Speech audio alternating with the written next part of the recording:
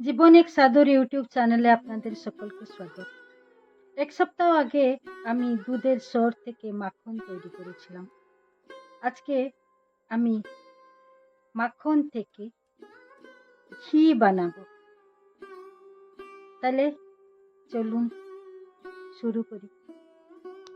মাখন আমি তৈরি করে নিয়েছি, আর এই কৌটোতে মাখন আমি গোপালের জন্য রেখে দিয়েছি। সকালবেলা গোপাল মাখন আর মিশ্রি খায়। গ্যাসে মাখনকে নিয়ে এসেছি ঘি বানানোর জন্য। গ্যাসের ফ্লেম অন করে দিলাম আর ফ্লেমকে আমি সিম করে নিলাম। সর থেকে মাখন তৈরি করা হয়েছে আর দুধের সরকে মিক্সিতে গ্রাইন্ড করা হয়েছে। সব দুধের সরটা তো আর মাখন হয় না। দুধের সরে কিছু খদরা অংশ থাকে, সেই খদরা অংশগুলি ঘিয়ের নিচে বসে উড়ে যায়। তাই সেই সিঠা বা খদরা অংশগুলিকে আমি হাতা দিয়ে বের করে নিচ্ছি এবং এরপরে একটা স্ট্রেনার দিয়ে ছেঁকে নেব।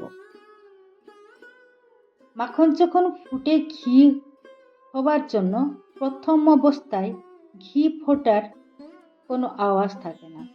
ঘি থেকে যখন জলীয় অংশ শুকিয়ে এসে তখনই ঘি থেকে কলকল আওয়াজ শুরু হয়। সেই কলকল আওয়াজ বন্ধ হয়ে গেলে তখনই জানতে হবে যে ঘি হয়ে গেছে। গ্যাসের ফ্লেম তখনই অফ করে দিতে হবে, নাহলে ঘি পুড়ে যাবে। ঘি যখন বসে থাকে ঘি হওয়া পর্যন্ত এবং ঘি হয়ে যাবার পরও প্রায় 2-3 ঘন্টা সেই জায়গাটা খুব সুন্দর গন্ধ বেরোয়, ঘিয়ের গন্ধ বেরোয়। তাহলে এখন তো ঘি ফুটছে, আমরা অপেক্ষা করব কখন ঘিয়ের কলকল শব্দ বন্ধ হচ্ছে। তখনই গ্যাসের ফ্লেমকে বন্ধ করে দিতে হবে।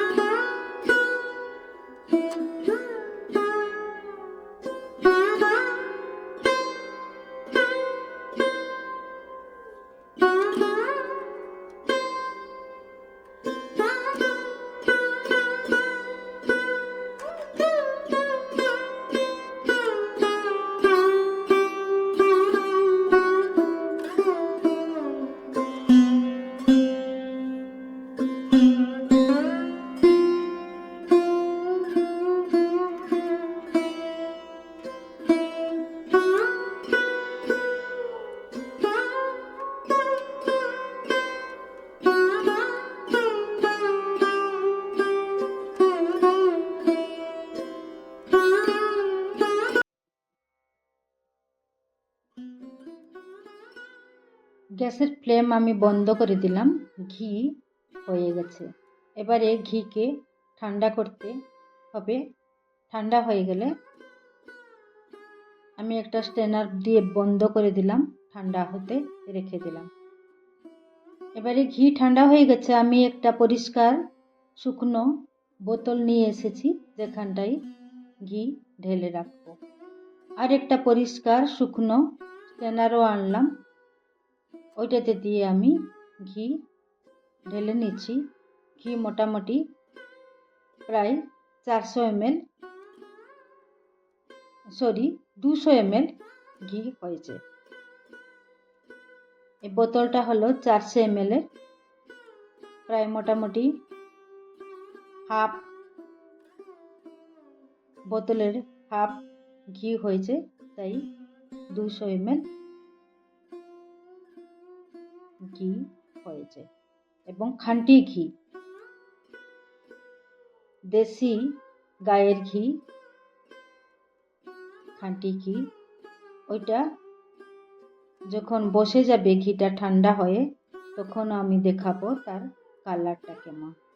ঘি ঠান্ডা হয়ে গেছে, বসে গেছে, দেখুন খুব সুন্দর খাঁটি ঘি রুয়া রুয়া হয়েছে। Thanks for watching the video. সবাই ভালো থাকবেন, সুস্থ থাকবেন।